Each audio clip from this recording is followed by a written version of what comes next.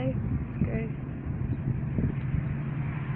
I have been thinking about your video because it was beautiful. I love that you used your Second Life avatar. I don't remember what my avatar used to be like because I was a novice when I played it.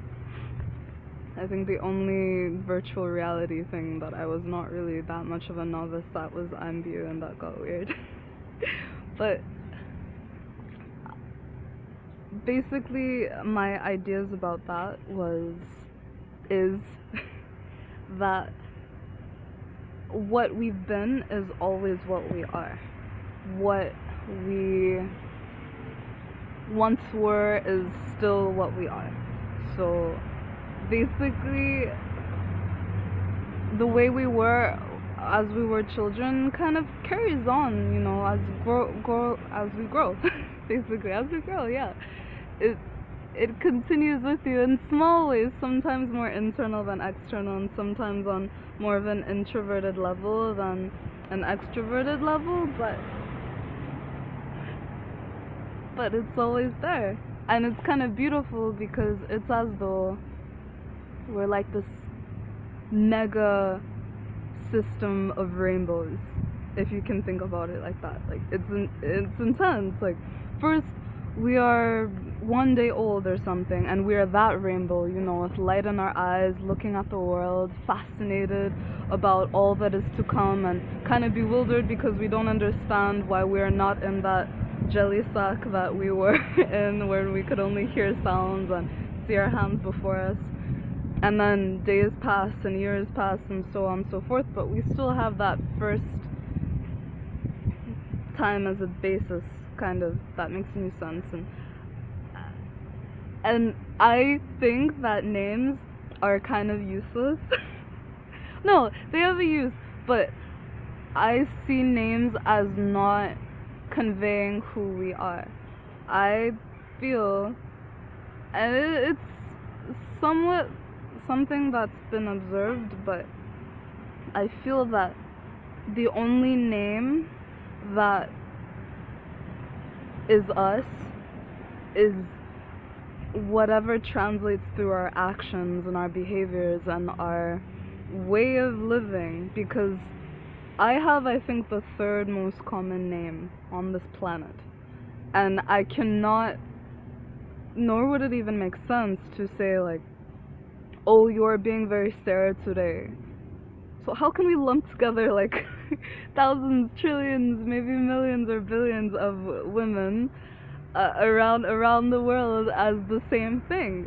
Everybody is different. There's a Sarah out there that perhaps likes to fish, or there's a Sarah out there that likes to, I don't know, that, there's so many different levels of this name thing.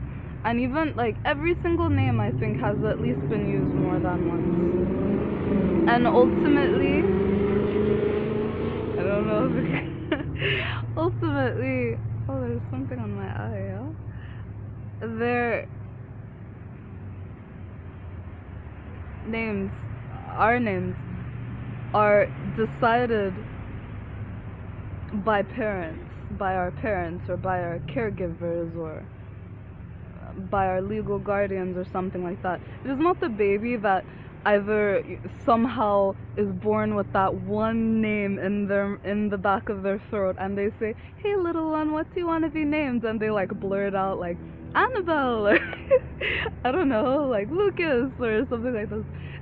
I mean, if it did, that would be kind of incredible. But basically parents decide. That was the same with me. They just decided, oh, Sarah's a nice name, Sarah's a Bible name, let's name her a Bible name. That makes sense. And that's probably the same logic with however many other Sarahs were named Sarah. And maybe, with yours, people could say, oh my goodness, her skin is as fair as snow, therefore Yuki. Or it could be, oh, we're in a city that is predominantly occupied by snow, therefore Yuki. I don't know, it could be so many different things. So it's interesting. And my middle name means forgiveness. So, or the forgiver. It means the forgiver, and it means forgiveness. Clemencia. So I think names as we were given, as we're born are not our real names either, because we don't even know the essence of that baby. Basically, we are painted with the colors of everybody around us. We have the entire world in front of us, and we are completely blank slates when we are born, like these precious little angels with giant eyes just soaking in reality like a sponge. And all that is given to us is parents, caregiver, legal guardian, whomever, saying, you are going to learn this language as your first language, and you are going to identify with this culture, and you are going to have this accent, and you are going to trim your hair, or you are going to grow your hair really long because that appeals to my cultural code, or something like that. You are going to pray to this god, or you are not going to pray to this god, or you're not going to pray to any gods whatsoever. You know, it's like, parents are like gods.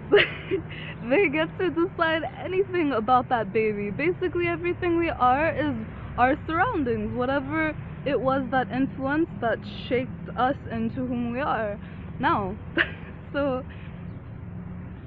some people who are of the third culture are confused, or they feel confused, or they express this constant sense of confusion because they're just surrounded by so many different things, and the parents try to feed in whatever they can, but that doesn't make sense when you've been raised in X amount of countries, when you know how many different languages, you have been immersed in so many different cultures, because really I don't know if it's the purpose, but one of the things that seems to happen with youth is that they're assimilated into a set culture and they become just like a cell of that culture. So it's like third cultured kids are almost like, they're almost like a cell made for a lung, perchance a lung or a heart, or say it's like a mitochondria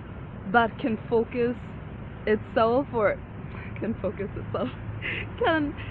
function as an entire nucleus. And that's confusing because mitochondria only do one thing, as we're supposed to know, and if it functions as that entire cell, that's basically how we are. And I think that's why it's so confusing, but it's beautiful, and I want for more of that. I hope the entire world becomes filled with us, and so we can all be confused and love one another.